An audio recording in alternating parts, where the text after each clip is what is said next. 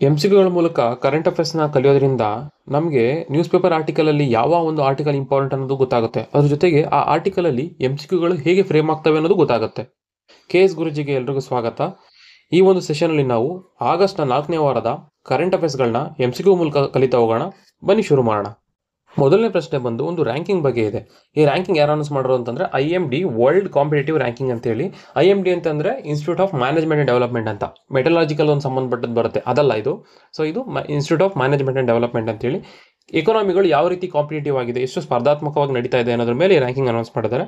ಯಾವುದೇ ಒಂದು ranking announce ಮಾಡಬೇಕಾದ್ರೆ ತಿಳ್ಕೊಳ್ಳೋದು ಇಂಪಾರ್ಟೆಂಟ್ ಆಗುತ್ತೆ, ಟಾಪ್ ಸ್ಟೇಟ್ ಯಾವುದು ಅಂತೇಳಿ. ಎರಡನೇದು ಯಾರು ಅದನ್ನು ಅನೌನ್ಸ್ ಮಾಡ್ತಾರೆ ಅಂತ ತಿಳ್ಕೊಳ್ಳೋದು ಇಂಪಾರ್ಟೆಂಟ್ ಆಗುತ್ತೆ. ಇನ್ನೊಂದು ಅತಿ ಮುಖ್ಯವಾಗಿರುವಂಥದ್ದು ಇಂಡಿಯಾದ ರ್ಯಾಂಕ್ ಯಾವುದು ಅಂತ ತಿಳ್ಕೊಳ್ಳೋದು ಇಂಪಾರ್ಟೆಂಟ್ ಆಗುತ್ತೆ. ಸೊ ಅದ್ರ ಮೇಲೆ ಈ ಕ್ವಶನ್ ಫ್ರೇಮ್ ಆಗಿರುವಂಥದ್ದು.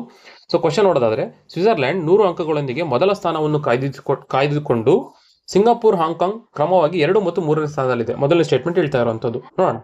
ಭಾರತ 2024ರ 41ನೇ ಸ್ಥಾನದಿಂದ 2025ರಲ್ಲಿ 39ನೇ ಸ್ಥಾನಕ್ಕೆ ಏರಿಕೆಯಾಗಿದೆ ಅಂತ ಹೇಳ್ತಾ ಇದೆ.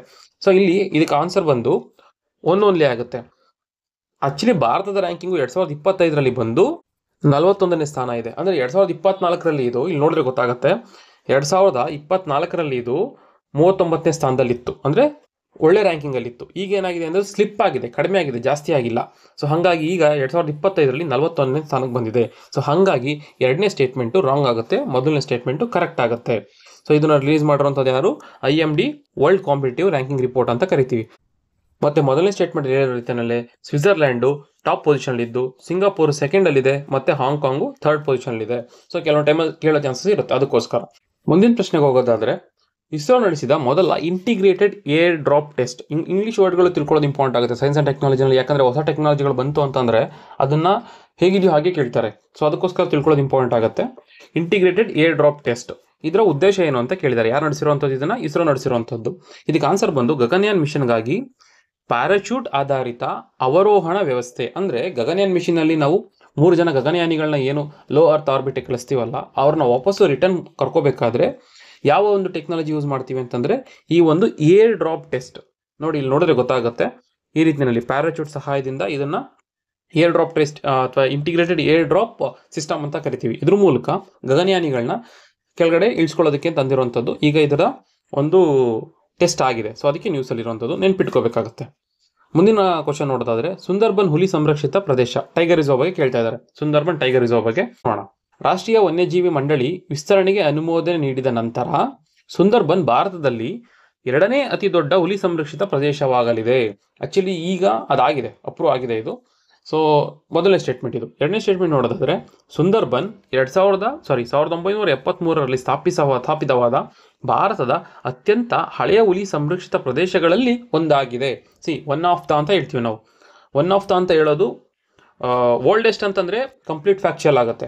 ಒನ್ ಆಫ್ ದ ಅನ್ನೋದು ಎಕ್ಸಾಕ್ಟ್ ಆಗಿ ಹೇಳ್ತಿಲ್ಲ ಅವರು. ಸೊ ಹಾಗಾಗಿ ಇವೆಲ್ಲ ಪಾಸಿಟಿವ್ ಟರ್ಮ್ಸ್, ಅಷ್ಟು ಫ್ಯಾಕ್ಚುಯಲ್ ಇರಲ್ಲ ಇದು. ಅದು ಆಕ್ಚುಯಲ್ ಫ್ಯಾಕ್ಚುಯಲ್ ಏನಿದೆ ಅಂತಂದ್ರೆ ಇದು ಯುನೆಸ್ಕೋ ವಿಶ್ವ ಪಾರಂಪರ್ಯ ತಾಣಗಳ ಪಟ್ಟಿಯಲ್ಲಿ ಒಳಗೊಂಡಿದೆ. ಇದನ್ನ ನೀವು ತಿಳ್ಕೊಬೇಕಾಗುತ್ತೆ, ಓಕೆನಾ? ಆಮೇಲೆ ಇಯರ್ ಕೂಡ ಇಂಪಾರ್ಟೆಂಟ್ ಆಗುತ್ತೆ ಸಮ್ ಟೈಮ್ಸ್. ಇದಕ್ಕೆ ಆನ್ಸರ್ ಬಂದು 2 ಕರೆಕ್ಟ್ ಆಗಿದೆ. ಈಗ ಇದಕ್ಕೆ ಅಪ್ರೂವ್ ಕೊಟ್ಟಿದೆ. ಸೊ ನೋಡಿ, Sundarban to be the second largest tiger reserve ಈಗ ಆಗಿದೆ. ಫಸ್ಟ್ ಬಂದು ಆಂಧ್ರ ಪ್ರದೇಶದಲ್ಲಿ ನಾವು ನೋಡೋ ಸಿಗುವಂತಹ ಶ್ರೀಶೈಲಂ ಮತ್ತೆ ನಾಗಾರ್ಜುನ ಟೈಗರ್ ರಿಸರ್ವ್ ಏನಿದೆಯಲ್ಲ, ಇದು ಲಾರ್ಜೆಸ್ಟ್ ಟೈಗರ್ ರಿಸರ್ವ್ ಆಗುತ್ತೆ, ಓಕೆನಾ? ಅದನ್ನ ಬಿಟ್ಟರೆ ಸೆಕೆಂಡ್ ಬಂದು ಈಗ ಸುಂದರ್ಬನ್ ಆಗಿದೆ. ಇದಕ್ಕೆ ಈಗ national board for wildlife approve ಕೊಟ್ಟಿರೋದ್ರಿಂದ ಆಗಿದೆ. ಇದು ಮೊದಲನೇ ಸ್ಟೇಟ್ಮೆಂಟ್, ಇದು ಕರೆಕ್ಟ್ ಆಯಿತು. ಎರಡನೇದು ಬಂದು ಇದು 1973ರಲ್ಲಿ ಎಸ್ಟಾಬ್ಲಿಷ್ ಆಗಿದೆ. ಯಾಕಂತಂದ್ರೆ ಆ ಟೈಮಲ್ಲಿ ನಾವು ಟೈಗರ್ ಪ್ರಾಜೆಕ್ಟ್ ಅಂತ ಒಂದು ಪ್ರಾಜೆಕ್ಟ್ನ ಲಾಂಚ್ ಮಾಡಿರ್ತೀವಿ. ಸೊ ಹಾಗಾಗಿ ಜೊತೆಗೆ ಇದು ಯುನೆಸ್ಕೋ ವರ್ಲ್ಡ್ ಹೆರಿಟೇಜ್ ಪಟ್ಟಿನಲ್ಲೂ ಕೂಡ ಸೇರಿದೆ.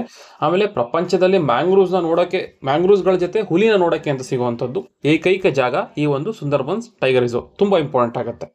ಮುಂದಿನ ಪ್ರಶ್ನೆ ಹೋಗೋದಾದ್ರೆ, ಅಂತಾರಾಷ್ಟ್ರೀಯ big cat alliance, international big cat alliance ಇದು ನಮ್ಮದೇ ಇನಿಷಿಯೇಟಿವ್.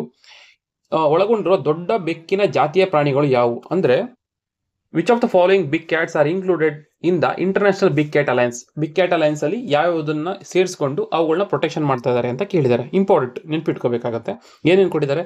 ಹುಲಿ, ಸಿಂಹ, ಚಿರತೆ, ಹಿಮಚಿರತೆ ಮತ್ತೆ ಚೀತಾ. ಇದಕ್ಕೆ ಆನ್ಸರ್ ಬಂದು ಮೇಲಿನ ಎಲ್ಲವೂ. ಒಟ್ಟು 7 ಪ್ರಾಣಿಗಳನ್ನ ಅಥವಾ 7 ಬೆಕ್ಕಿನ ಜಾತಿಯ ಪ್ರಾಣಿಗಳನ್ನ ಇದಕ್ಕೆ ಇನ್ಕ್ಲೂಡ್ ಮಾಡಿದ್ದಾರೆ. ಯಾವ್ಯಾವುದು ಅಂತಂದ್ರೆ tiger, lion, leopard, snow leopard, cheetah, jaguar, puma. So ಇದನ್ನ ಇಷ್ಟುಗಳನ್ನ ಪ್ರೊಟೆಕ್ಟ್ ಮಾಡಬೇಕು ಅಂತೇಳಿ ಲಾಂಚ್ ಮಾಡಿದಂಥ ಒಂದು ಇನಿಷಿಯೇಟಿವೇ ಇಂಟರ್ನ್ಯಾಷನಲ್ ಬಿಗ್ ಕ್ಯಾಟ್ ಅಲಯನ್ಸ್ ಅಂತೇಳಿ. ಯಾಕೆ ಇದು ಸುದ್ದಿನಲ್ಲಿದೆ ಅಂತಂದರೆ, ಈಗ ಅಂದರೆ ಆಗಸ್ಟ್ನ 4ನೇ ವಾರದಲ್ಲಿ ನೇಪಾಳ ಇದರ ಜಾಯ್ನ್ ಆಗಿದೆ. ಯಾವುದಾದ್ರೂ ಒಂದು ಕಂಟ್ರೀಸ್ಗಳು ಅದರಲ್ಲಿ ಈ ಪ್ರಾಣಿಗಳು ಇರಬಹುದು, ಇಲ್ಲದೆ ಇರಬಹುದು. ಪ್ರೊಟೆಕ್ಷನ್ ಮಾಡೋ ಇಂಟೆನ್ಷನ್ ಇತ್ತು ಅಂತಂದರೆ ಈ ಒಂದು ಇನಿಷಿಯೇಟಿವ್ಗೆ ಜಾಯ್ನ್ ಆಗ್ಬೋದು. ಇದನ್ನು 2023ರಲ್ಲಿ ನಾವು ಇಂಡಿಯಾದಲ್ಲೇ ಲಾಂಚ್ ಮಾಡಿದ್ವಿ. ಇದರ ಒಂದು ಹೆಡ್ ಕ್ವಾರ್ಟರ್ಸು ಇಂಡಿಯಾದಲ್ಲೇ ಇದೆ, ಅಂದರೆ ಡೆಲ್ಲಿನಲ್ಲೇ ಇದೆ. ಇದನ್ನು ಆಕ್ಚುಲಿ ಲಾಂಚ್ ಮಾಡಿದ್ದು ನಾವು ಮೈಸೂರಲ್ಲಿ, ಕರ್ನಾಟಕದ ಮೈಸೂರಲ್ಲಿ ಲಾಂಚ್ ಮಾಡಿರುವಂಥದ್ದು. ಸೊ ಈಗ ನೇಪಾಳ ಜಾಯ್ನ್ ಆಗಿರೋದ್ರಿಂದ ನ್ಯೂಸಲ್ಲಿದೆ. ಯಾವ್ಯಾವ ಪ್ರಾಣಿಗಳನ್ನು ನೆನಪಿಟ್ಕೋಬೇಕಾಗುತ್ತೆ ನೋಟ್ ಮಾಡ್ಕೊಳ್ಳಿ.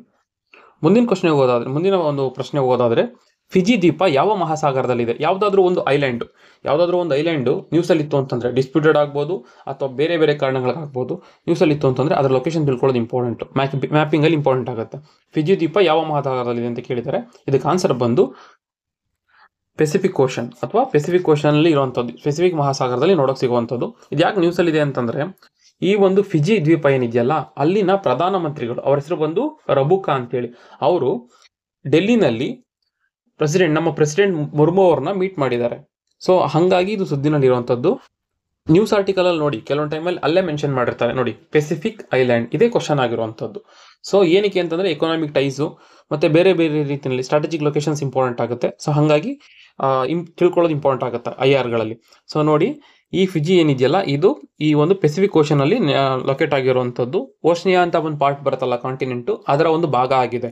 ನಮ್ಮ ಆಸ್ಟ್ರೇಲಿಯಾದ ಪೂರ್ವ ಭಾಗಕ್ಕೆ ಇದ್ದಿರುವಂಥದ್ದು, ನೆನ್ಪಿಟ್ಕೋಬೇಕಾಗತ್ತೆ.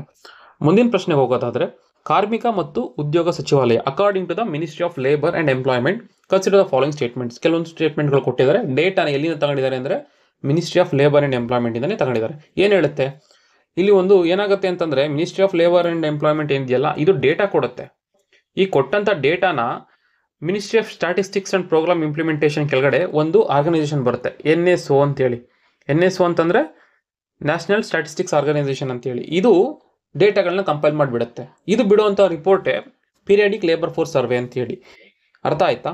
ಸೊ ಈ ಒಂದು ಡೇಟಾ ಕೊಟ್ಟಿರೋದು ministry of labour, but report release ಮಾಡಿರುವಂಥದ್ದು ಪೀರಿಯಾಡಿಕ್ ಲೇಬರ್ ಫೋರ್ಸ್ ಸರ್ವೆ. ಈಗ ಕ್ವಶನ್ ನೋಡ್ತಾ ಹೋಗೋಣ. ಪೀರಿಯಾಡಿಕ್ ಲೇಬರ್ ಫೋರ್ಸ್ ಸರ್ವೆ ಏನಿದೆಯಲ್ಲ, ಅದರ ಪ್ರಕಾರ 2017-18ರಿಂದ 24ಕ್ಕೆ ಹೋಲಿಸಿದ್ರೆ, ಓಕೆನಾ, ಏನಾಗಿದೆ ಅಂತಂದರೆ, ಭಾರತದ ಮಹಿಳಾ ಉದ್ಯೋಗ ದರ ದ್ವಿಗುಣಗೊಂಡಿದೆ, ಡಬಲ್ ಆಗಿದೆಯಂತೆ. Women employment rate in India has nearly doubled ಅಂತ ಹೇಳ್ತಾ ಇದೆ ಪೀರಿಯಾಡಿಕ್ ಲೇಬರ್ ಫೋರ್ಸ್ ಸರ್ವೆ. ಎರಡನೇ ಸ್ಟೇಟ್ಮೆಂಟ್ ಏನು ಹೇಳ್ತಾ ಇದೆ ಅಂತಂದರೆ, ಗ್ರಾಮೀಣ ಪ್ರದೇಶಗಳಲ್ಲಿ ಮಹಿಳಾ ಉದ್ಯೋಗ ಬೆಳವಣಿಗೆ ದರ ನಗರ ಪ್ರದೇಶಗಳಿಗಿಂತ ಹೆಚ್ಚಾಗಿದ್ದು ಮತ್ತು ಮಹಿಳಾ MSMEಗಳು ಸಹ ದ್ವಿಗುಣಗೊಂಡಿವೆ. ಎರಡು ಫ್ಯಾಕ್ಟ್ಸ್ ಇದೆ. ಒಂದು, ಗ್ರಾಮೀಣ ಪ್ರದೇಶಗಳಲ್ಲಿ ಮಹಿಳಾ ಉದ್ಯೋಗ ಬೆಳವಣಿಗೆ ದರ ಈ ಅರ್ಬನ್ ಏರಿಯಾಗಿಂತ ಜಾಸ್ತಿ ಇದೆಯಂತೆ. ಜೊತೆಗೆ MSME ಏನಿದೆಯಲ್ಲ, ವುಮೆನ್ ಲೆಡ್ MSMEಗಳು ಅವು ಡಬಲ್ ಆಗಿದೆಯಂತೆ. ಸೊ ಎರಡು ಹೇಳ್ತಾ ಇದೆ. ಸೊ ಇದಕ್ಕೆ ಆನ್ಸರ್ ಬಂದು ಎರಡು ಕರೆಕ್ಟ್ ಆಗಿದೆ. ಇಲ್ಲಿ ನೋಡಿದ್ರೆ ನಮ್ಗೆ ಗೊತ್ತಾಗುತ್ತೆ, ಮಿನಿಸ್ಟ್ರಿ ಆಫ್ ಲೇಬರ್ ಕೊಟ್ಟಿರುವಂಥ ಡೇಟಾ ಯೂಸ್ ಮಾಡಿಕೊಂಡು ministry of statistics and programme implementation ಕೆಳಗಡೆ ಬರುವಂತಹ NSO ರಿಲೀಸ್ ಮಾಡಿರುವಂತಹ ಈ ಒಂದು ಪೀರಿಯಾಡಿಕ್ ಲೇಬರ್ ಫೋರ್ಸ್ ಸರ್ವೆ ಏನು ಹೇಳುತ್ತೆ ಅಂತಂದರೆ, ವುಮೆನ್ ಎಂಪ್ಲಾಯ್ಮೆಂಟು 2017-18 ಹೋಲಿಸ್ಕೊಂಡ್ರೆ 2023-24ರಲ್ಲಿ ಅದು ಡಬಲ್ ಆಗಿದೆಯಂತೆ.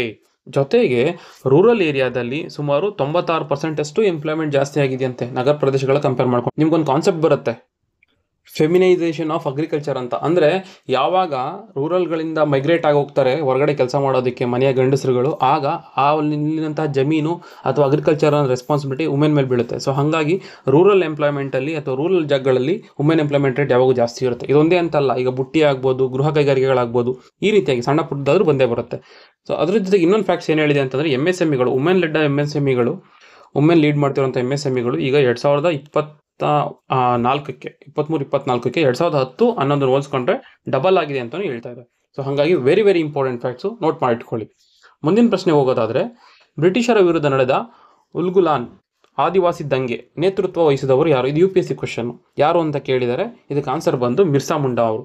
ಇದು ಏನಕ್ಕೆ ಸುದ್ದಿನಲ್ಲಿದೆ ಅಂತಂದರೆ, ಈ ವರ್ಷ ನವೆಂಬರ್ 15 ಏನಿದೆಯಲ್ಲ, ಆ ಟೈಮ್ಗೆ ಬಿರ್ಸಾ ಮುಂಡಾ ಅವರ ಒಂದು 150ನೇ ಜನ್ಮದಿನವನ್ನು ಆಚರಿಸ್ತಾ ಇದ್ದಾರೆ. ಬಿರ್ಸಾ ಮುಂಡಾ ಒಬ್ಬರೇ ಅಂತಲ್ಲ, ಇವನ್ ಸರ್ದಾರ್ ಪಟೇಲ್ ಅವರ ಕೂಡ 150ನೇ ಬರ್ತ್ ಆ್ಯನಿವರ್ಸರಿ ಆಗುತ್ತೆ. ಅದ್ರ ಜೊತೆಗೆ ಅಟಲ್ ಬಿಹಾರಿ ವಾಜಪೇಯಿ ಅವರ 100ನೇ ವರ್ಷದ ಬರ್ತ್ಡೇ ಕೂಡ ಆಗುತ್ತೆ. ಸೊ ಅದೆಲ್ಲದಕ್ಕೂ ಅದನ್ನು ಹೇಗೆ ಮಾಡಬೇಕು ಅನ್ನೋದ್ರ ಬಗ್ಗೆ ಕಮಿಟಿ ಒಂದು ಫಾರ್ಮ್ ಮಾಡಬೇಕು, ಪ್ಯಾನಲ್ ಫಾರ್ಮ್ ಮಾಡಬೇಕು ಅಂತೇಳಿ ಸರ್ಕಾರ ಡಿಸೈಡ್ ಮಾಡಿತ್ತು. ಅದಕ್ಕೆ ಸುದ್ದಿನಲ್ಲಿರುವಂಥದ್ದು.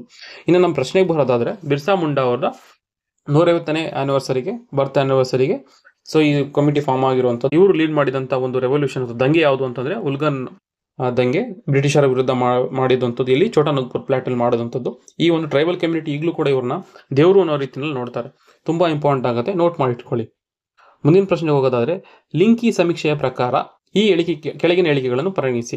Consider the following statements as per Linky survey. Linky survey ಅಂತ ಏನಿದೆ ಅವ್ರು ಮಾಡುವಂಥದ್ದು. ಜಾಗತಿಕ AI ಆವಿಷ್ಕಾರ ಸ್ಪರ್ಧೆಯಲ್ಲಿ ಭಾರತ 7ನೇ ಸ್ಥಾನದಿದೆ. India hold 7th rank in global AI innovation race ಅಂತ ಹೇಳ್ತಾ ಇದೆ. AI ಇನೋವೇಷನ್ ರೇಸ್ ಅಲ್ಲಿ ಇಂಡಿಯಾಗೆ 7th ರ್ಯಾಂಕ್ ಇದೆಯಂತೆ. ಎರಡನೇದು ಬಂದು, ಭಾರತ ಇದುವರೆಗೆ ಯಾವುದೇ ಪ್ರಮುಖ AI ಮಾದರಿಗಳನ್ನು ಅಭಿವೃದ್ಧಿಪಡಿಸಿಲ್ಲ. ನಾನು ಹೇಳಿದ್ದೀನಿ ಎಕ್ಸ್ಟ್ರೀಮ್ ಸ್ಟೇಟ್ಸ್ ಮೇಲೆ ಬಂದಾಗ ಸ್ವಲ್ಪ ಹುಷಾರಾಗಿರ್ಬೇಕು ಅಂತೇಳಿ. 7ನೇ ರ್ಯಾಂಕಿಂಗ್ ಅಲ್ಲಿ ಇದೆ ಅಂತ ಒಂದು ಸ್ಟೇಟ್ಮೆಂಟ್ ಹೇಳ್ತಾ ಇದೆ, ಯಾವುದೂ ಇಲ್ಲ ಅಂತ 2ನೇ ಸ್ಟೇಟ್ಮೆಂಟ್ ಹೇಳ್ತಾ ಇದೆ. ಇದು ಹಿಂಗೆ ಸಾಧ್ಯ? ಹಾಗಾಗಿ 2ನೇ ಸ್ಟೇಟ್ಮೆಂಟ್ ರಾಂಗ್ ಆಗುತ್ತೆ. ಇದಕ್ಕೆ ಆನ್ಸರ್ ಬಂದು ಓನ್ಲಿ ಆಗುತ್ತೆ. ಇಲ್ಲಿ ನೋಡಿದ್ರೆ ನಮ್ಗೆ ಗೊತ್ತಾಗುತ್ತೆ ಲಿಂಕಿ ಸರ್ವೆ ಪ್ರಕಾರ ಏನು ಹೇಳುತ್ತೆ ಅಂತಂದ್ರೆ, ಹೌದು, ಇಂಡಿಯಾ ಬಂದು 7ನೇ ಸ್ಥಾನದಲ್ಲಿದೆ ಗ್ಲೋಬಲ್ AI ರೇಸಿಂಗ್ ನಲ್ಲಿ ಅಥವಾ ಇನೋವೇಷನ್ ರೇಸಿಂಗ್ ನಲ್ಲಿ 7ನೇ ಸ್ಥಾನದಲ್ಲಿದೆ ವಿತ್ 24 ಪಾಯಿಂಟ್ಸ್. ಜೊತೆಗೆ ನಮ್ಮಲ್ಲಿ 29 ನೋಟೇಬಲ್ AI ಮಾಡೆಲ್ಗಳಿವೆ. ಸಾಕಷ್ಟು AI ಮಾಡೆಲ್ಗಳನ್ನ ನಾವೇ ಜನರೇಟ್ ಮಾಡ್ತಾ ಇದೀವಿ. 29 ನೋಟೇಬಲ್ AI ಮಾಡೆಲ್ ಇದೆ. ಅದಲ್ಲದೆ ಈಗ ನಮ್ಮ ಇಂಡಿಯಾದಲ್ಲಿ ಏನು ವರ್ಕ್ ಫೋರ್ಸ್ ಇದೆಯಲ್ಲ, ಆ ವರ್ಕ್ ಫೋರ್ಸ್ 92%, ಎಲ್ಲರೂ ಅಂತ ಹೇಳ್ತಾ ಇಲ್ಲ, ವರ್ಕ್ ಮಾಡ್ತಿರೋವಂಥವ್ರು, ಟೆಕ್ನಿಕಲ್ ಫೀಲ್ಡಲ್ಲಿ ವರ್ಕ್ ಮಾಡ್ತಿರೋಂಥ 92 ವರ್ಕ್ ಫೋರ್ಸ್ ಏನಿದೆ, 92% ವರ್ಕ್ ಫೋರ್ಸು ಅವರು AI ನ ಯೂಸ್ ಮಾಡ್ತಾ ಇದ್ದಾರೆ ಅಂತ ಈ ಒಂದು ಲಿಂಕಿ ಸರ್ವೆ ಹೇಳುತ್ತೆ. ಮುಂದಿನ ಕ್ವಶನ್ಗೆ ಹೋಗೋದಾದ್ರೆ, ಭಗತ್ ಸಿಂಗ್ ಮತ್ತು ಬಟುಕೇಶ್ವರ ದತ್ ಬಾಂಬ್ ಎಸೆಯುವ ಸಂದರ್ಭದಲ್ಲಿ ನಮ್ಗೆ ಗೊತ್ತಿದೆ, ಕ್ರಾಂತಿಕಾರಿಗಳ ಯುಗದಲ್ಲಿ ಒಂದು ದೊಡ್ಡದಾಗಿ ಸುದ್ದಿಲಿದ್ದಂತಹ ಒಂದು ಸಂಸ್ಥೆ ಅಂತಂದ್ರೆ ಹಿಂದೂಸ್ತಾನ್ ಸೋಷಿಯಲ್ ರಿಪಬ್ಲಿಕ್ ಅಸೋಸಿಯೇಷನ್ ಅಲ್ವಾ. ಅಲ್ಲಿನ ಒಂದು ಸದಸ್ಯರಾಗಿದ್ದಂತಹ ಭಗತ್ ಸಿಂಗ್ ಮತ್ತೆ ಬಟುಕೇಶ್ವರ ದತ್ ಇವ್ರೇನ್ ಮಾಡ್ತಾರೆ ಅಂತಂದ್ರೆ 1925ರಲ್ಲಿ ಲೆಜಿಸ್ಲೇಟಿವ್ ಅಸೆಂಬ್ಲಿ ಮೇಲೆ ಬಾಂಬ್ ಹಾಕ್ತಾರೆ. ಈ ಪ್ರಶ್ನೆ ಏನ್ ಕೇಳ್ತಾ ಇದಾರೆ ಅಂತಂದ್ರೆ, ಭಗತ್ ಸಿಂಗ್ ಬಟುಕೇಶ್ವರ ದತ್ ಬಾಂಬ್ ಎಸೆಯುವ ಸಂದರ್ಭದಲ್ಲಿ ಕೇಂದ್ರ ಶಾಸನ ಸಭೆಯಲ್ಲಿ ಅಧ್ಯಕ್ಷರಾಗಿದ್ದವರು ಯಾರು ಅಂತ ಕೇಳ್ತಾ ಇದ್ದಾರೆ. ತುಂಬಾ ಇಂಪಾರ್ಟೆಂಟ್ ಕ್ವಶನ್, ತುಂಬಾ ಚೆನ್ನಾಗಿರೋ ಕ್ವಶನ್ ಇದು. ಇದಕ್ಕೆ ಆನ್ಸರ್ ಬಂದು ವಿಠಲ್ ಭಾಯ್ ಪಟೇಲ್ ಅವರಾಗಿರ್ತಾರೆ. ನೋಡಿ ಎಷ್ಟು ಇನ್ಫಾರ್ಮೇಶನ್ ಇದೆ. ಇದು ಯಾಕೆ ಸುದ್ದಿನಲ್ಲಿದೆ ಅಂತಂದ್ರೆ, ಈಗ ಯಾವ ಇಯರ್ ಅಲ್ಲಿ ನಾವು 2025 ಅಲ್ವಾ. ಇದಾಗಿರುವಂತದ್ದು 1925ರಲ್ಲಿ, ಅಂದ್ರೆ 100 ವರ್ಷಗಳು ಕಳೆದಿದೆ. ಈ ಒಂದು 100 ವರ್ಷಗಳು ಯಾರು, ಈ ಒಂದು ವಿಠಲ್ ಭಾಯ್ ಪಟೇಲ್ ಅವರು, ಇವರು ಇಂಡಿಯಾದಿಂದ ಫಸ್ಟ್ ಸ್ಪೀಕರ್ ಆಗಿದ್ದಂಥವ್ರು ಈ ಒಂದು ವಿಠಲ್ ಭಾಯ್ ಪಟೇಲ್ ಅವರು ಏನಿದಾರಲ್ಲ. ಅದನ್ನ ಅವರು ಅಧ್ಯಕ್ಷ ಆಗಿದ್ದಂಥ ಅಥವಾ ಸ್ಪೀಕರ್ ಆಗಿದ್ದ ಟೈಮಲ್ಲೇನೆ ಈ ಭಗತ್ ಸಿಂಗ್ ಮತ್ತೆ ಬಟುಕೇಶ್ವರ ದತ್ ಅವರು ಬಾಂಬ್ ಹಾಕಿರ್ತಾರೆ. ಈಗ ಸುದ್ದಿನಲ್ಲಿ ಯಾಕಿದೆ ಅಂತಂದ್ರೆ, ಇದು 100 ವರ್ಷ ಕಂಪ್ಲೀಟ್ ಆಗಿದೆ. ಇದರ ಒಂದು ಆನಿವರ್ಸರಿನ ಸೆಲೆಬ್ರೇಟ್ ಮಾಡಬೇಕಾಗಿದೆ. ಹಾಗಾಗಿ ಅದ್ರ ಜೊತೆಗೆ ಇದನ್ನು ನೆನ್ಪು ಮಾಡ್ಕೊತಾ ಇದ್ದಾರೆ. ಹಂಗಾಗಿ ನೆನ್ಪಿಟ್ಕೋಬೇಕಾಗುತ್ತೆ, ವೆರಿ ಇಂಪಾರ್ಟೆಂಟ್. ಮುಂದಿನ ಪ್ರಶ್ನೆ ಬಂದು, ಇತ್ತೀಚೆಗೆ ಅನುಮೋದಿಸಲಾದ PM ಸ್ವನಿಧಿ ಯೋಜನೆ ಕುರಿತು ಕೆಳಗಿನ ಹೇಳಿಕೆಗಳನ್ನು ಪರಿಗಣಿಸಿ. ಸೆಲ್ಫ್ ತಮ್ಗೆ ಅಂತ ಮಾಡ್ತಿರೋಂಥ ಒಂದು ಕ್ಯಾಪಿಟಲ್ ಕೊಡ್ತಾರೆ. ಏನಕ್ಕೆ ಅಂತಂದ್ರೆ, ಬೀದಿ ಬದಿ ವ್ಯಾಪಾರಿಗಳಿಗೆ ಇನ್ವೆಸ್ಟ್ಮೆಂಟ್ ಮಾಡ್ಕೊಳ್ಳಿ ಅಂತ ಹೇಳಿ. ಏನೋ ಒಂದು ಸ್ವಲ್ಪ ಚೇಂಜಸ್ ಮಾಡಿದಾರಂತೆ, ಏನು ಅಂತ ನೋಡೋಣ. ಸಾಲದ ಅವಧಿಯನ್ನು 2024 ಡಿಸೆಂಬರ್ 31ರಿಂದ ಮೊದಲಿದ್ದು ಈಗ ಏನ್ ಮಾಡಿದ್ದಾರೆ ಅಂತಂದ್ರೆ 2030 ಮಾರ್ಚ್ 31ರವರೆಗೆ ವಿಸ್ತರಿಸಲಾಗಿದೆ, ಎಕ್ಸ್ಟೆಂಡ್ ಮಾಡಿದಾರಂತೆ. Lending period has been extended from December 31st 2024 to March 31st 2030 ಅಂತ ಹೇಳ್ತಾ ಇದೆ. ಓಕೆ, ಮೊದಲು ಹಾಗೂ ಎರಡನೇ ಕಂತಿನ ಸಾಲವನ್ನು ಕ್ರಮವಾಗಿ 15,000 ಮತ್ತು 25,000ಕ್ಕೆ ಹೆಚ್ಚಿಸಲಾಗಿದೆ. ಮೊದಲೆಷ್ಟಿತ್ತು ಗೊತ್ತಿಲ್ಲ, ಈಗ 15ರಿಂದ 25,000ಕ್ಕೆ ಹೆಚ್ಚಿಗೆ ಮಾಡಿದ್ದಾರೆ. ಮೂರನೇ ಕಂತನ್ನು ಹಾಗೆ ಉಳಿಸಲಾಗಿದೆ ಅಂತ ಹೇಳ್ತಾ ಇದ್ದಾರೆ. 3 ಕಂತಲ್ಲಿ ಸಾಲ ಕೊಡ್ತಿದ್ದು, ಮೊದಲು ಮತ್ತು ಎರಡನೇ ಕಂತನ್ನು ಚೇಂಜ್ ಮಾಡಿದರೆ, ಮೂರನೇ ಕಂತು ಹಾಗೆ ಉಳಿಸ್ಕೊಂಡಿದ್ದಾರೆ.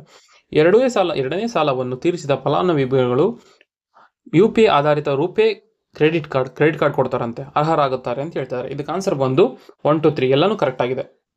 ಇಲ್ಲಿ ರೀಸೆಂಟ್ ಆಗಿ ಅಮೆಂಡ್ಮೆಂಟ್ ಮಾಡಿರುವಂಥದ್ದು PM ಸ್ವನಿಧಿನ ಏನ್ ಮಾಡಿದ್ದಾರೆ ಅಂದ್ರೆ 2030ವರೆಗೂ ಎಕ್ಸ್ಟೆಂಡ್ ಮಾಡಿದ್ದಾರೆ. ಮಾರ್ಚ್ 31st 2030ವರೆಗೂ ಎಕ್ಸ್ಟೆಂಡ್ ಮಾಡಿದ್ದಾರೆ. ಜೊತೆಗೆ ಏನ್ ಮಾಡಿದ್ದಾರೆ ಅಂತಂದ್ರೆ, 3 ಕಂತಲ್ಲಿ ಸಾಲ ಕೊಡ್ತಿದ್ರಲ್ಲ, ಮೊದಲೆಷ್ಟಿತ್ತು, ಮೊದಲನೇ ಕಂತು 10,000 ಕೊಡ್ತಿದ್ರು, ಈಗ 15,000 ಜಾಸ್ತಿ ಮಾಡಿದ್ದಾರೆ. ಎರಡನೇ ಕಂತಿನ ಸಾಲ ಬಂದು 20,000, ಅಂದ್ರೆ ಲೈಕ್ ಇನ್ ಟೈಮ್ ಕೊಡ್ತಾ ಇದೀರಿ ಅಂತಂದ್ರೆ, ಮತ್ತೆ ಇನ್ಸೆಂಟಿವ್ಸ್ ಕೂಡ ಕೊಡ್ತಾರೆ. ಇದಕ್ಕೆ ಪ್ರಾಪರ್ ಆಗಿ ಏನಾದರೂ ಸಾಲನ ತೀರಿಸ್ಬಿಟ್ರೆ. ನೆಕ್ಸ್ಟ್ 20,000 ಇತ್ತು ಎರಡನೇ ಕಂತಿನ ಸಾಲ, ಅದನ್ನ 25,000ಕ್ಕೆ ಎಕ್ಸ್ಟೆನ್ಷನ್ ಮಾಡಿದ್ದಾರೆ. ಮತ್ತೆ ಏನು 50,000 ಮೂರನೇ ಇದೆಲ್ಲ ಕಂತು, ಅದನ್ನ ಹಂಗೆ ಇಟ್ಕೊಂಡಿದ್ದಾರೆ. ಇದು ಕರೆಕ್ಟ್ ಆಗಿದೆ. ನೀವು ಎರಡನೇ ಕಂತಿನ ಸಾಲನ ಆನ್ ಟೈಮ್ ಪ್ರಾಪರ್ ಆಗಿ ತೀರಿಸಿದ್ರಿ ಅಂತಂದ್ರೆ ನಿಮಗೆ ಕ್ರೆಡಿಟ್ ಕಾರ್ಡ್ ಕೂಡ ಕೊಡ್ತಾರೆ. ಅದು UPI ಜೊತೆ ಲಿಂಕ್ ಆಗಿರುವಂತಹ ರೂಪೇ ಕ್ರೆಡಿಟ್ ಕಾರ್ಡ್ ಆಗಿರುತ್ತೆ. ಮುಂದಿನ ಪ್ರಶ್ನೆ ನೋಡೋದಾದ್ರೆ, G4 ರಾಷ್ಟ್ರಗಳ ಸದಸ್ಯರಾಗಿರುವ ದೇಶಗಳು ಯಾವುವು ಅಂತ ಕೇಳಿದ್ದಾರೆ. Which of the following countries are the members of G4 nation? ಇದಕ್ಕೆ ಆನ್ಸರ್ ಬಂದು Bharat, Brazil, Germany, Japan. Big J ಅಂತ ನೆನ್ಪಿಟ್ಕೋಬೇಕಾಗುತ್ತೆ. ಬಿಗ್ ಜೆ ಅಂದ್ರೆ ಬ್ರೆಜಿಲ್, ಇಂಡಿಯಾ, ಜರ್ಮನಿ ಮತ್ತೆ ಜಪಾನ್. ಏನಕ್ಕೆ ಸುದ್ದಿನಲ್ಲಿವೆ ಅಂತಂದ್ರೆ, ಈ ಒಂದು India, Brazil, Germany, Japan G4 ಕಂಟ್ರಿಗಳಾಗಿ ಗ್ರೂಪ್ ಮಾಡ್ಕೊಂಡಿವೆ. ಏನಕ್ಕೆ ಅಂತಂದ್ರೆ UNSC ನಲ್ಲಿ ರಿಫಾರ್ಮ್ ಆಗಬೇಕು. UNSC ನಲ್ಲಿ ನಮಗೆ UNSC ಅಂತಂದ್ರೆ ಯುನೈಟೆಡ್ ನೇಷನ್ ನಲ್ಲಿರುವಂತಹ ಒಂದು ಕೋರ್ ಗ್ರೂಪು. ನಾವು ವಿಶ್ವಸಂಸ್ಥೆಯ ಭದ್ರತಾ ಮಂಡಳಿ ಅಂತ ಹೇಳ್ತೀವಿ ಕನ್ನಡದಲ್ಲಿ. ಅಂದರೆ ಅವರು ವೀಟೋ ಪವರ್ನ ಯೂಸ್ ಮಾಡ್ತಾರೆ. ಅಲ್ಲಿ 15 ಜನ ಮೆಂಬರ್ಸ್ ಇರ್ತಾರೆ. 15 ಜನ ಮೆಂಬರ್ಸಲ್ಲಿ 5 ಜನ ಪರ್ಮನೆಂಟ್ ಮೆಂಬರ್ಸ್ ಇರ್ತಾರೆ, 10 ಜನ ನಾನ್ ಪರ್ಮನೆಂಟ್ ಮೆಂಬರ್ಸ್ ಇರ್ತಾರೆ. ಈ 5 ಜನ ಮೆಂಬರ್ಸ್ಗಳಿಗೆ ವೀಟೋ ಪವರ್ ಇರುತ್ತೆ. ಸೊ ಅವ್ರು ಏನು ಮಾಡ್ತಾರೆ ಅಂತಂದರೆ ಮಿಸ್ಯೂಸ್ ಮಾಡ್ಕೊತಾರೆ, ಯೂಶಲಿ ರಿಫಾರ್ಮ್ ಆಗೋದಕ್ಕೆ ಬಿಡೋದೇ ಇಲ್ಲ. ಸೊ ಹಾಗಾಗಿ 5 ಜನ ಪರ್ಮನೆಂಟ್ P5 ಮೆಂಬರ್ಸ್ ಯಾರು ಇದಾರಲ್ಲ ಅವ್ರನ್ನ ಎಕ್ಸ್ಪೆಂಡ್ ಮಾಡಬೇಕು. P5 ಮೆಂಬರ್ಸ್ ಬಗ್ಗೆ ನಾವು ಸಾಕಷ್ಟು ಸಲ ಡಿಸ್ಕಸ್ ಮಾಡಿದ್ವಿ. ಇವ್ರನ್ನ ಎಕ್ಸ್ಪೆಂಡ್ ಮಾಡಬೇಕು, UNSC ರಿಫಾರ್ಮ್ ಆಗಬೇಕು ಅನ್ನೋ ಉದ್ದೇಶದಿಂದಾನೇ ನಾವು ಕೇಳ್ತಿರೋವಂಥದ್ದು. ಬಟ್ ಪ್ರಾಬ್ಲಮ್ ಏನಾಗಿದೆ ಅಂತಂದರೆ, ಈ ನ್ಯೂಸಲ್ಲಿ ಯಾಕೆ ಬಂದಿದೆ ಅಂತಂದರೆ, ಇದು 17ನೇ ಸಲ ಮತ್ತೆ ಪೋಸ್ಟ್ಪೋನ್ ಮಾಡಿದ್ದಾರೆ. ನಾವು ಇದನ್ನು ಎಕ್ಸ್ಪೆಂಡ್ ಮಾಡಬೇಕು, ಬೇರೆಯವ್ರಿಗೆ ಅವಕಾಶ ಕೊಡಬೇಕು ಅಂತ ಕೇಳಿದಾಗಿಲ್ಲ, ಇದನ್ನು ಪೋಸ್ಟ್ಪೋನ್ ಮಾಡ್ತಾ ಬಂದಿದ್ದಾರೆ.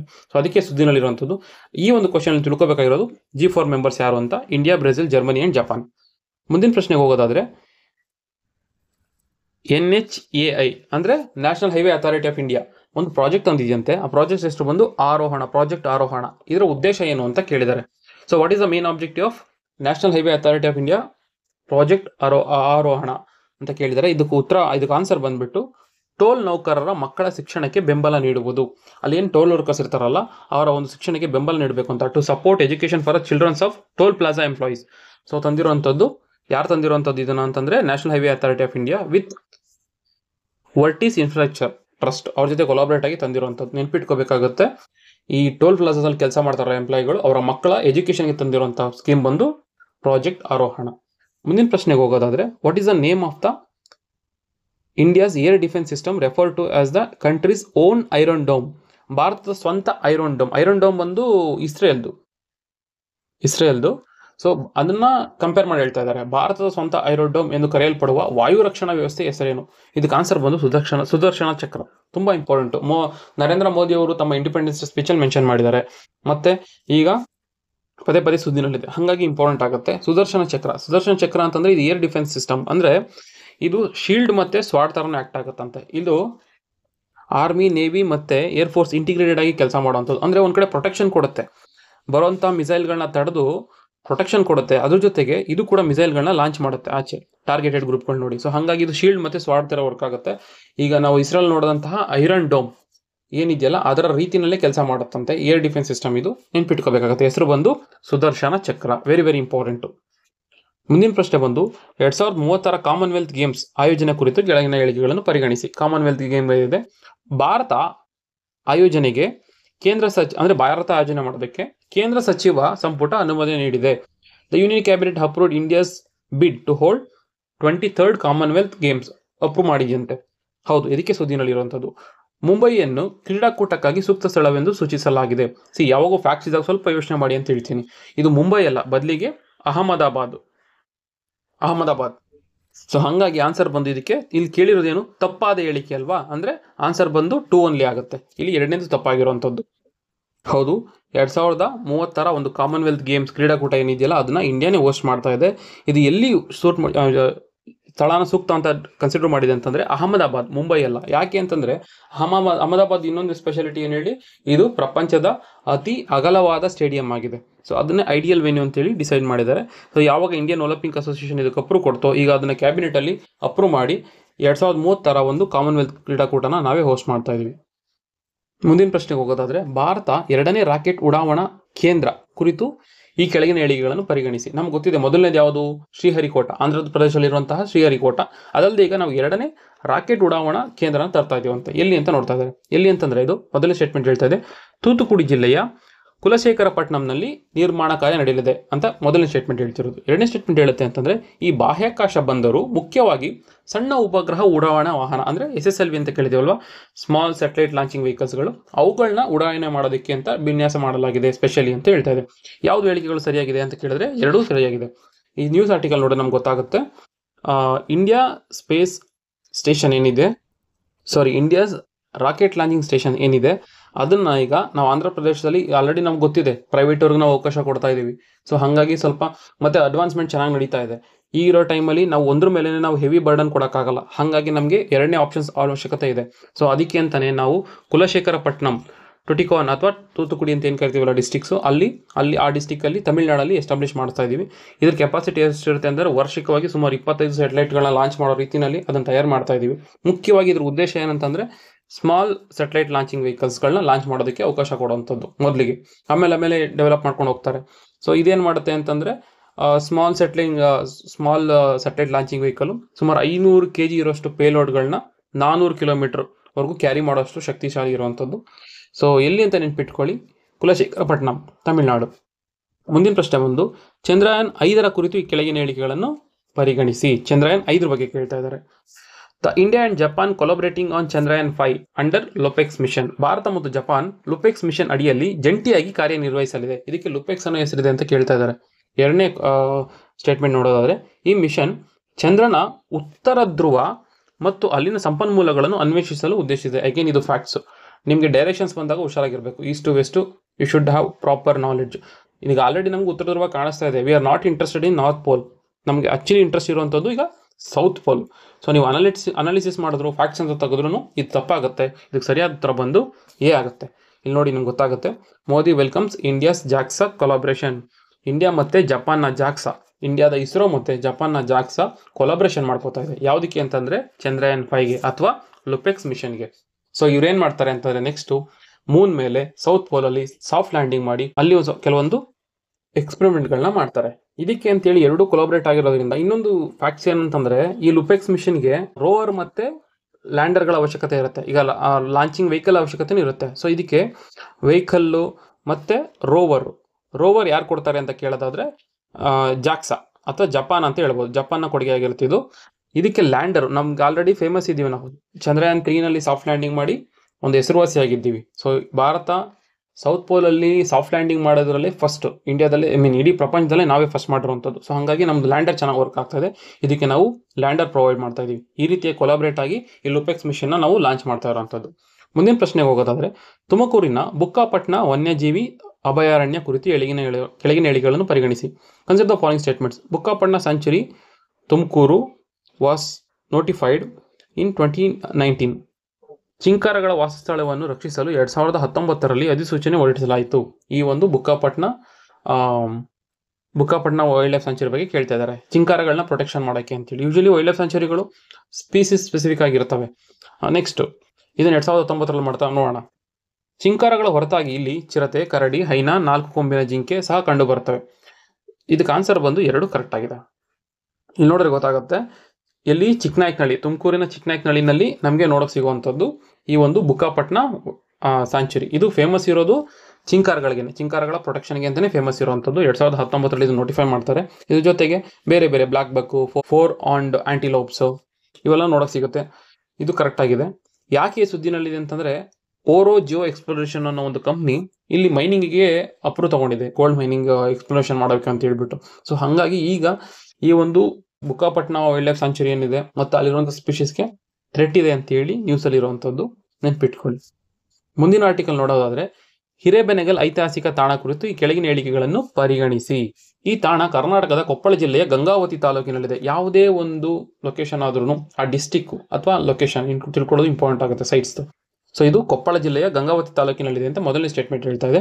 ಎರಡನೇ ಸ್ಟೇಟ್ಮೆಂಟ್ ಬಂದು ಸ್ಥಳೀಯವಾಗಿ ಮೋರ್ಯಾರ್ ಗುಡ್ಡ ಎಂದು ಕರೆಯಲಾಗುತ್ತದೆ. ಇದನ್ನ ಮೋರ್ಯಾರ್ ಗುಡ್ಡ ಅಂತ ಕರೀತಾರೆ ಅಲ್ಲಿ ಲೋಕಲ್ ಅಲ್ಲಿ.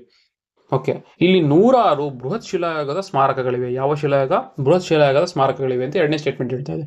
ಮೂರನೇದು ಬಂದು ಈ ತಾಣ ಈಗಾಗಲೇ ಯುನೆಸ್ಕೋ ವಿಶ್ವ ಪರಂಪರೆ ಶಾಶ್ವತ ಪಟ್ಟಿಯಲ್ಲಿ ಸೇರಿದೆ. The site is already included in the UNESCO world heritage permanent list ಅಂತ ಹೇಳ್ತಾ ಇದೆ. ಇದಕ್ಕೆ ಆನ್ಸರ್ ಬಂದು ಇಲ್ಲಿ ನೋಡಿ, ಇಲ್ಲಿ ಕೇಳಿರುವಂಥದ್ದು ತಪ್ಪಾದ ಹೇಳಿಕೆ ಕೇಳಿರೋದ್ರಿಂದ ಇದರಲ್ಲಿ ಆನ್ಸರ್ ಬಂದು ಮೂರನೇ ಹೇಳಿಕೆ ತಪ್ಪಾಗಿದೆ. ಯಾಕಂತಂದ್ರೆ ಇದನ್ನ ಶಾಶ್ವತ ಪಟ್ಟಿಗೆ ಇನ್ನೂ ಸೇರಿಸಿಲ್ಲ. ಶಾಶ್ವತ ಪಟ್ಟಿಗೆ ಸೇರಿಸಬೇಕು ಅಂತೇಳಿ ಪುಷ್ ಮಾಡ್ತಾ ಇದ್ದಾರೆ. The process to get world heritage tag for the Hirebenakal may take month ಅಂದ್ರೆ ಪುಷ್ ಮಾಡ್ತಾ ಇದ್ದಾರೆ. ಯಾರು? ಟೂರಿಸಂ ಡಿಪಾರ್ಟ್ಮೆಂಟ್ ಇದಕ್ಕೆ ಯುನೆಸ್ಕೋ ವರ್ಲ್ಡ್ ಹೆರಿಟೇಜ್ ಸೈಟ್ ನಲ್ಲಿ ಪರ್ಮನೆಂಟ್ ಲಿಸ್ಟಿಗೆ ಸೇರಿಸಬೇಕು ಅಂತೇಳಿ. ಸೊ ಅದಕ್ಕೆ ಈ ಸುದ್ದಿನಲ್ಲಿರುವಂಥದ್ದು. ಮತ್ತೆ ಅದೊಂದು ಥರ್ಡ್ ಸ್ಟೇಟ್ಮೆಂಟ್ ರಾಂಗ್ ಆದ್ರೆ ಉಳಿದ 2 ಕರೆಕ್ಟ್ ಆಗಿದೆ. ಇದು ಎಲ್ಲಿದೆ ಅಂತಂದ್ರೆ ಗಂಗಾವತಿ ತಾಲೂಕು, ಕೊಪ್ಪಳ ಜಿಲ್ಲೆಯ ಗಂಗಾವತಿ ತಾಲೂಕಿನಲ್ಲಿ ಇರುವಂತದ್ದು. ಮತ್ತೆ ಇದನ್ನ ಮೋರಿಯಾರ್ ಗುಡ್ಡ ಅಂತ ಲೋಕಲಿ ಕರೀತಾರೆ. ಇಲ್ಲಿ ನಮಗೆ ಮೆಗಾಲಿಥಿಕ್ ಡೊಮೈನ್ಸ್ಗಳು ನೋಡೋಕೆ ಸಿಗುತ್ತೆ. ಅಂದ್ರೆ ಬೃಹತ್ ಶಿಲಾಯುಗದ ಕೆಲವೊಂದು ಸ್ಟ್ರಕ್ಚರ್ಗಳು ನಮ್ಗೆ ಇಲ್ಲಿ ನೋಡೋಕೆ ಸಿಗುತ್ತೆ. ಇಲ್ಲಿ ಬೃಹತ್ ಶಿಲಾಯುಗದಲ್ಲಿ ಏನ್ ಮಾಡ್ತಿದ್ರು ಅಂತಂದ್ರೆ ಸತ್ತೋರ್ ಮೇಲೆ ಈ ರೀತಿಯಾಗಿ ಕಲ್ಗಳನ್ನ ಕನ್ಸ್ಟ್ರಕ್ಟ್ ಮಾಡ್ತಿದ್ರು, ಒಂದು ರೀತಿ ಚಪ್ಪರದ ರೀತಿನಲ್ಲಿ. ಸೊ ಅದು ಇಲ್ಲಿ ನೋಡೋಕೆ ಸಿಗುತ್ತೆ ಸಾಕಷ್ಟು. ಮತ್ತೆ ಇದು ಹೊಸ ಶಿಲಾಯುಗದಿಂದ ಕಬ್ಬಿಣ ಶಿಲಾಯುಗದವರೆಗೂ ಸ್ಪ್ಯಾನ್ ಇರ್ಬೋದು, ಇದರದ ಒಂದು ಟೈಮ್ ಪೀರಿಯಡ್ ಅಂತ ಕೂಡ ಎಸ್ಟಿಮೇಷನ್ ಮಾಡಿದ್ದಾರೆ. ಸುಮಾರು ಒಂದು 3 ವರ್ಷ ಹಳೆದಿರ್ಬೋದು ಅಂತಾನೂ ಇದೆ. ಇನ್ನೊಂದು ಸ್ವಲ್ಪ ಡೀಟೇಲ್ ಆಗಿ ಇದ್ರ ಬಗ್ಗೆ ನೋಡ್ಕೊಳ್ಳಿ, ತುಂಬಾ ಇಂಪಾರ್ಟೆಂಟ್. ಮುಂದಿನ ಪ್ರಶ್ನೆ ನೋಡೋದಾದ್ರೆ, ವಚನ ಸಾಹಿತ್ಯದ ಸಾಮಾಜಿಕ ರಾಜಕೀಯ ದೃಷ್ಟಿಕೋನಗಳ ಪ್ರಸ್ತುತೆ. ಅಂದ್ರೆ ವಚನ ಸಾಹಿತ್ಯದಲ್ಲಿ ಸಾಮಾಜಿಕ ಮತ್ತು ರಾಜಕೀಯ ದೃಷ್ಟಿಕೋನಗಳು ಹೇಗಿದೆ ಅಥವಾ ಇದು ಪ್ರಸ್ತುತ ಹೇಗೆ ವರ್ಕ್ ಆಗುತ್ತೆ ಅನ್ನೋದ್ರ ಬಗ್ಗೆ ಒಂದು ಅಂತಾರಾಷ್ಟ್ರೀಯ ಸಮ್ಮೇಳನ ನಡೆದಿದೆಯಂತೆ. ಎಲ್ಲಿ ಅಂತ ಕೇಳಿದ್ದಾರೆ. ಇದಕ್ಕೆ ಆನ್ಸರ್ ಬಂತು ಧಾರವಾಡ. ಇಲ್ಲಿ ನೋಡಿ, ಇಂಟರ್ನ್ಯಾಷನಲ್ ಸೆಮಿನಾರ್ ಆನ್ ವಚನ ಲಿಟ್ರೇಚರ್ ಇನ್ ಧಾರವಾಡದಲ್ಲಿ ನಡೆದಿರುವಂಥದ್ದು. ಈ ನ್ಯೂಸ್ ಬಂದಿರುವಂಥದ್ದು ಆಗಸ್ಟ್ 29ನೇ ತಾರೀಕು. ಕೆಲವೊಂದು ಸಂಸ್ಥೆಗಳು, ಫಾರ್ ಎಕ್ಸಾಂಪಲ್ ನೋಡಿ, ಬಸವ ಸಮಿತಿ ಮತ್ತೆ ಬಸವ ಕೇಂದ್ರ ಧಾರವಾಡ, ಅದ್ರ ಜೊತೆಗೆ ಬಸವ ತಿಳುವಳಿಕೆ ಮತ್ತು ಸಂಶೋಧನಾ ಕೇಂದ್ರ, ಇವುಗಳೆಲ್ಲ ಸೇರಿ ಒಂದು ಕಾಲೇಜು, ಯಾವ ಕಾಲೇಜು, ಮೃತ್ಯುಂಜಯ ಕಾಲೇಜ್, ಆರ್ಟ್ಸ್ ಕಾಲೇಜಲ್ಲಿ ಈ ಒಂದು ಇಂಟರ್ನ್ಯಾಷನಲ್ ಸೆಮಿನಾರ್ನ ಆರ್ಗನೈಸ್ ಮಾಡಿದ್ರು. ಸೊ ಅದಕ್ಕೆ ನ್ಯೂಸಲ್ಲಿದೆ. ಇದು ಯಾಕೆ ಇವತ್ತು ನ್ಯೂಸಲ್ಲಿ ಅಷ್ಟು ಇಂಪಾರ್ಟೆಂಟ್ ಅಲ್ಲದೆ ಹೋದ್ರೂ ಇಂಟರ್ನ್ಯಾಷನಲ್ ಸೆಮಿನಾರ್ ಆದ್ರಿಂದ ಇದು ಕೇಳೋ ಚಾನ್ಸಸ್ ಜಾಸ್ತಿ ಇರುತ್ತೆ. ಮುಂದಿನ ಆರ್ಟಿಕಲ್ ನೋಡೋದಾದ್ರೆ, ಇತ್ತೀಚೆಗೆ ಸುದ್ದಿಯಲ್ಲಿದ್ದ ಐರಾವತ ಯಾವುದಕ್ಕೆ ಸಂಬಂಧಿಸಿದೆ? ಐರಾವತ ಅಂತ ಇತ್ತೀಚೆಗೆ ಸುದ್ದಿನಲ್ಲಿತ್ತಂತೆ. ಏನು ಅಂತ ಕೇಳಿದ್ದಾರೆ. ಸೊ ಇದಕ್ಕೆ ಆನ್ಸರ್ ಬಂದು 3 ಮೀಟರ್ ಎತ್ತರದ ಯಾಂತ್ರಿಕ ಆನೆ. ಏನಾಗಿದೆ ಅಂತಂದ್ರೆ, ಜೈನ್ ಟೆಂಪಲ್, ಈಗ ಮೂಡುಬಿದ್ರೆನಲ್ಲಿ ಇರುವಂತಹ 1000 ಕಂಬಗಳ ಜೈನ್ ಬಸದಿ ಏನಿದೆಯಲ್ಲ, ಜೈನ ಬಸದಿ, ಅಲ್ಲಿ ಏನ್ ಮಾಡಿದ್ದಾರೆ ಅಂತಂದ್ರೆ ಒಂದು ಮೆಕ್ಯಾನಿಕಲ್ ಎಲಿಫೆಂಟ್, ಒಂದು ಯಾಂತ್ರಿಕ ಆನೆನ ಗಿಫ್ಟ್ ಆಗಿ ಕೊಟ್ಟಿದ್ದಾರೆ ಆ ಒಂದು ಟೆಂಪಲ್ಗೆ. ಯಾರು ಕೊಟ್ಟರು ಅಂತಂದ್ರೆ ರವೀನಾ ಟಂಡನ್ ಮತ್ತೆ ಪೇಟಾ ಅಂತಂದ್ರೆ people for ethical treatment of the animal ಅಂತ. ಇದೊಂದು NGO, ಇದು ಒಂದು ಖಾಸಗಿ ಸಂಸ್ಥೆ. ಇವರು ಒಂದು ಅನಿಮಲ್ ವೆಲ್ಫೇರ್ಗೆ ಅಂತ ಕೆಲಸ ಮಾಡುವಂಥವ್ರು. ಸೊ ಇವರು ಮತ್ತೆ ಈ ರವೀನಾ ಟಂಡನ್ ಇಬ್ರು ಸೇರಿ ಈ ಒಂದು 1000 ಕಂಬ ಬಸದಿ, ಮೂಡುಬಿದ್ರಲ್ಲಿರುವಂತಹ 1000 ಪಿಲ್ಲರ್ ಜೈನ್ ಟೆಂಪಲ್ ಏನಿದೆಯಲ್ಲ, ಅಲ್ಲಿಗೆ ಈ ಒಂದು ಮೆಕ್ಯಾನಿಕಲ್ ಎಲಿಫೆಂಟ್ನ ಗಿಫ್ಟ್ ಆಗಿ ಕೊಟ್ಟಿದ್ದಾರೆ. ಅಂಡ್ ವರ್ಲ್ಡ್ ಫಸ್ಟ್ ಜೈನ್ ಟೆಂಪಲ್ಗೆ ಫಸ್ಟ್ ಟೈಮ್ ಅಂತ ಕೊಡ್ತಿರುವಂಥದ್ದು. ಜೈನ್ ಟೆಂಪಲ್ಗೆ ಇದುವರೆಗೂ ಈ ಥರ ಯಾರು ಕೊಟ್ಟಿಲ್ಲ, ಇದು ಫಸ್ಟ್ ಟೈಮ್ ಕೊಡ್ತಾ ಇದ್ದಾರೆ ಅಂತೇಳಿ. ಮತ್ತೆ ಇದು ಕರ್ನಾಟಕದ ಮೊದಲನೇದಲ್ಲ. ಇದಕ್ಕೆ ಮುಂಚೆನೂ ನಿರಂಜನ ಅಂತ ಒಂದು ಆನೆನ ಯಡಿಯೂರು ಸಿದ್ಧಲಿಂಗೇಶ್ವರಿಗೆ ಕೊಟ್ಟಿದ್ದುಂಟು, ಇದೇ ಥರ ಮೆಕ್ಯಾನಿಕಲ್ ಆನೆನ. ಸೊ ಹಾಗಾಗಿ, ಬಟ್ ಮಂಗಳೂರು ರೀಜನ್ ಅಂತ ಬಂದಾಗ, ಕೋಸ್ಟಲ್ ರೀಜನ್ ಅಂತ ಬಂದಾಗ ಇದು ಫಸ್ಟ್ ಆಗುತ್ತೆ. ಜೈನ್ ಟೆಂಪಲ್ಗೆ ಅಂತ ಬಂದಾಗ ಇದು ಫಸ್ಟ್ ಆಗುತ್ತೆ. ನಿಮ್ಗೆ ಕೇಳ್ತಾರೆ ಐರಾವತ ಅಂದ್ರೆ ಏನು ಅಂತ, ಸಿಂಪಲ್ ಕ್ವಶನ್, ನೆನ್ಪಿಟ್ಕೋಬೇಕಾಗತ್ತೆ. ಮುಂದಿನ ಪ್ರಶ್ನೆ ಒಂದು, ಸರ್ಕಾರ ಪ್ರಾರಂಭಿಸಿದ ಡಿಜಿಟಲ್ ವಾಟರ್ ಸ್ಟಾಕ್ ಯೋಜನೆಯ ಮುಖ್ಯ ಉದ್ದೇಶ ಏನು? ಡಿಜಿಟಲ್ ವಾಟರ್ ಸ್ಟಾಕ್, ಇಲ್ಲಿ ಡಿಜಿಟಲ್ ಕೀವರ್ಡ್ಸ್ ಇದೆ, ವಾಟರ್ ಸ್ಟಾಕ್ ಬಗ್ಗೆ ಮಾತಾಡ್ತಾ ಇದ್ದಾರೆ. ಸೊ ಏನು ಅಂತಂದ್ರೆ, ಇದಕ್ಕೆ ಆನ್ಸರ್ ಬಂದು ಜಲಸಂಪನ್ಮೂಲ ನಿರ್ವಹಣೆ, ಪಾರದರ್ಶಕತೆ ಮತ್ತು ಜವಾಬ್ದಾರಿಯನ್ನು ಹೆಚ್ಚಿಸಲು. So to enhance the transparency and accountability in water resource management ಅಂತ ತಂದಿರುವಂತದ್ದು. ವಾಟರ್ ರಿಸೋರ್ಸಸ್ ನ ಜುಡಿಷಿಯಸ್ಲಿ ಮತ್ತೆ ಎಫಿಷಿಯೆಂಟ್ಲಿ ಯೂಸ್ ಮಾಡಬೇಕು ಅನ್ನೋ ಒಂದೇ ಉದ್ದೇಶದಿಂದ ಸ್ಯಾಟಲೈಟ್ ಡೇಟಾ ಮತ್ತೆ ಆರ್ಟಿಫಿಷಿಯಲ್ ಡೇಟಾಗಳನ್ನ ಯೂಸ್ ಮಾಡಿಕೊಂಡು ಈ ಒಂದು ಡಿಜಿಟಲ್ ವಾಟರ್ ಸ್ಟಾಕ್ ನ ತಂದಿದ್ದಾರೆ.